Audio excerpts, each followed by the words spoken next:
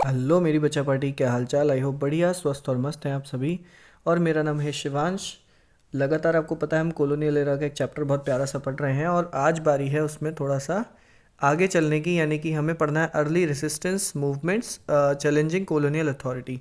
तो colonial authority से related को रेसिस्ट करने वाले जो मूवमेंट्स थे अलग अलग बेसिस पर, कि ट्राइबल्स ने किस तरीके से किया, पीजेंट्स ने किस तरीके से किया, संत फ़कीर वाला भी एक कंसेप्ट हमें इसमें देखने को मिलता है। तो ये सारी चीज़ें हमें इसमें डिस्कस करनी है।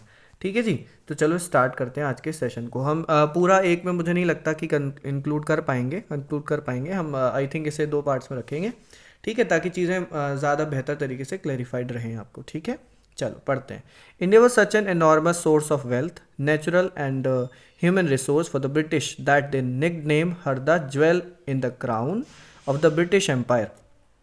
कहा कि इंडिया इतना धन संपदा से और नेचुरल रिसोर्सेस और ह्यूमन रिसोर्सेस से, यानी कि प्राकृतिक संसाधनों से और मानवीय संसाधनों से बहुत ज़्यादा प्रचुर था, है ना, एक बड़ी मात्रा में थे। कि जो ब्रिटिश थे ना, उनको उन्होंने नाम दिया था इंडिया को the jewel in the crown of the British empire. British empire के क्राउन में एक ज्वेल, एक हीरा, एक मोती का नाम दिया था। ठीक है, मतलब उतना बेहतर ये मानते थे इंडिया को। एंड दे एसर्टेड दैट, माना कि India would for ever remain part of the British empire. और ये मान लिया कि जो इंडिया है वो हमेशा के लिए क्या हो जाएगा, ब्रिटिश एम्पायर का part. On which the sun never sets, एक ऐसा स्थान जहाँ पर कभी सूर्यास्त होगा ही नहीं। ठीक है, ये वाली बात कहने की प्रयास किया उन्होंने।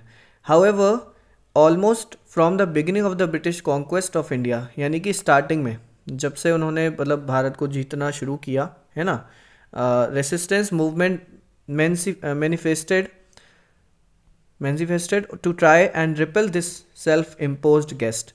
जब से इन्होंने ये करना शुरू किया तब से ही लोगों ने इसको इसका विरोध करना शुरू किया। किस तरह का, इसने बोला सेल्फ इम्पोज्ड गेस्ट, मतलब जो खुद से ही गेस्ट बनकर आ गए, है ना। कुछ घर में हमारे भी मेहमान होते हैं जो हम चाहते नहीं आए, लेकिन वो खुद से बार बार मेहमान बनकर चले आते हैं हमारे घर में। तो उसको उसका विरोध स्टार्टिंग से ही हो रहा था। तो बोला है self imposed guest. We will briefly survey a few such movements. तो इसमें लिखा है कि आगे हम ऐसे ही कुछ मूवमेंट्स को बहुत शॉर्ट में डिस्कस ज़रूर करेंगे। But before we do so, पहले हम इसे ऐसा करें, let us have a good look at the map of British India. British India empire का एक जो अच्छा व्यू है, अच्छा मैप है, मतलब अच्छा लुक है, उसको देखने का प्रयास करते हैं। क्या दिखाता है, red and pink territories are those directly under British administration. ये रहा वो मैप, बताता हूँ आपको, इसकी बात कर रहा है। ठीक है, ये देखो आप। ठीक है, 1909 के समय का मैप है। तो इसमें लिखा है कि जो रेड और पिंक टेरिटरीज हैं are those directly under British administration. Red और पिंक जो आपको दिख रहे हैं, ठीक है, वो सारे के सारे किसके अंडर थे, ब्रिटिश के अंडर में थे। और जबकि yellow ones are the princely state we discussed earlier. वो प्रिंसली स्टेट से, ये जो आपको येलो येलो दिख रहे हैं, ये प्रिंसली स्टेट से, मतलब यहाँ पर राजा तो था बट कहीं ना कहीं जो जो इनके साथ मिलता गया ब्रिटिश के साथ, वहाँ वो एक पपेट किंग के रूप में रहा सामने। ठीक है, ये चीज़ें हमें यहाँ पे देखने को मिलेंगी। Okay, and the black lines stand for the railway lines. और जो ब्लैक ब्लैक लाइन्स आपको दिख रही हैं वो रेलवे लाइन दिखा रही हैं। वहाँ रेलवे लाइन पहुँच चुकी थी। ठीक है, मुंबई के ठाणे से ही पहली रेलवे लाइन स्टार्ट हुई थी, आपको याद होना चाहिए, है ना। तो ये पूरा मैप है इंडियन एम्पायर का जो ब्रिटिश के टाइम पर था। तो इतना इतना जो एरिया आपको देख रहा है रेड पिंक, ये सारा का सारा ब्रिटिश के कंट्रोल में था डायरेक्टली। यानी कि वहाँ पर जो भी चीज़ें चलेंगी ब्रिटिश के अकॉर्डिंग ही चलने वाली थी। हालांकि ये जो आपको येलो एरियाज दिख रहे हैं वो सब किस में थे, प्रिंसली स्टेट्स थे, यानी यहाँ पर राजा रजवाड़े हुआ करते थे जो उन चीज़ों को चला रहे थे। ठीक है भैया, समझ में आया मैप, बहुत बढ़िया। आगे चलते हैं। देखो, पहला स्टार्ट होता है सन्यासी फकीर रिबेलियन। इसको मैं इसमें कवर करूँगा पूरा। ठीक है, क्या था ये रिबेलियन, क्या था ये विरोध, इसको समझते हैं ज़रा।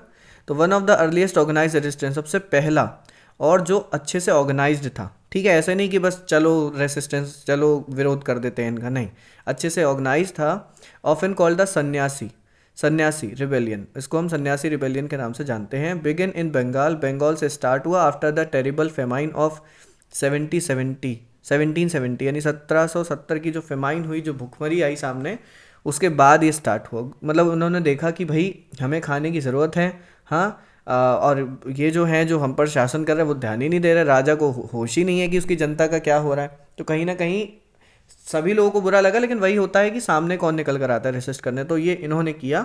लिखा है ग्रुप ऑफ सन्यासी, जिसमें हिंदू एसेटिक्स आते हैं, यानी कि हिंदू जो फ़कीर हैं, हिंदू जो संत हैं वो सारे आते हैं। एंड द फ़कीर, फ़कीर का मतलब है मुस्लिम एसेटिक्स, तो सन्यासी फ़कीर का मतलब हिंदू और मुस्लिम के जो धर्मगुरु रहे या जो उनके सन्यासी थे, संत थे, उन सब ने मिल करके इसको किया। Who traditionally travelled freely for pilgrimage and charity, जो पारंपरिक रूप से क्या करते थे, फ्रीली घूमा करते थे, पिलग्रिमेज का मतलब तीर्थ स्थानों पर, और दान वगैरह के लिए। Found there movement restricted by the British east India company policy, उनको ये समझ में आया कि उनका ये जो मूवमेंट था ना, उसे ब्रिटिश ईस्ट इंडिया कंपनी ने रेस्ट्रिक्ट कर दिया, उसकी पॉलिसीज़ ने रोक दिया, मना कर दिया, specially by the new land taxation policy.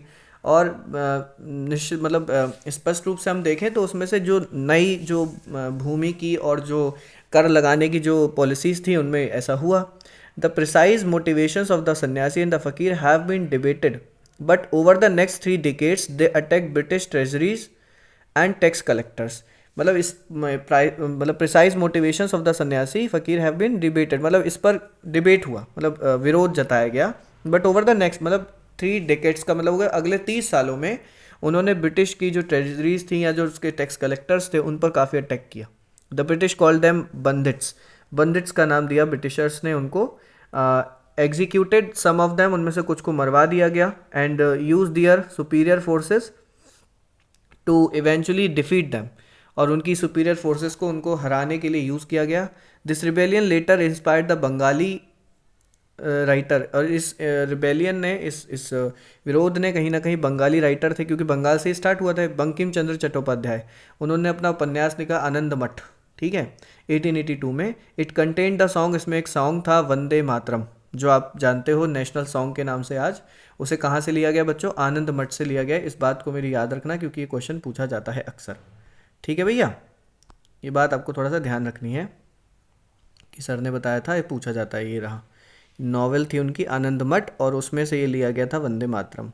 ये भी क्वेश्चन है किसने लिखा है? बंकिम चंद्र चटर्जी ने लिखा है। और ये भी क्वेश्चन है किसने कब लिखा है? 1882 में। 3-4 क्वेश्चन यहाँ से बनते हैं शॉर्ट, तो ध्यान रखिएगा। आगे चलते हैं। In the free early 20th century and after independence became India's national song, और ये इंडिया की इंडिपेंडेंस यानी कि आज़ादी के बाद भारत का कैसा सॉन्ग बन गया? नेशनल सॉन्ग बन गया। ठीक है, चलो अब बात करेंगे हम ट्राइबल अपराइजिंग की, जो कि हम करेंगे बच्चे नेक्स्ट वीडियो में। यहाँ तक हमने एक रिबेलियन देख लिया है, एक विरोध देख लिया है। ट्राइबल अपराइजिंग की बात हम करेंगे नेक्स्ट वीडियो में। Till then keep learning, keep watching. Thanks for attending the session.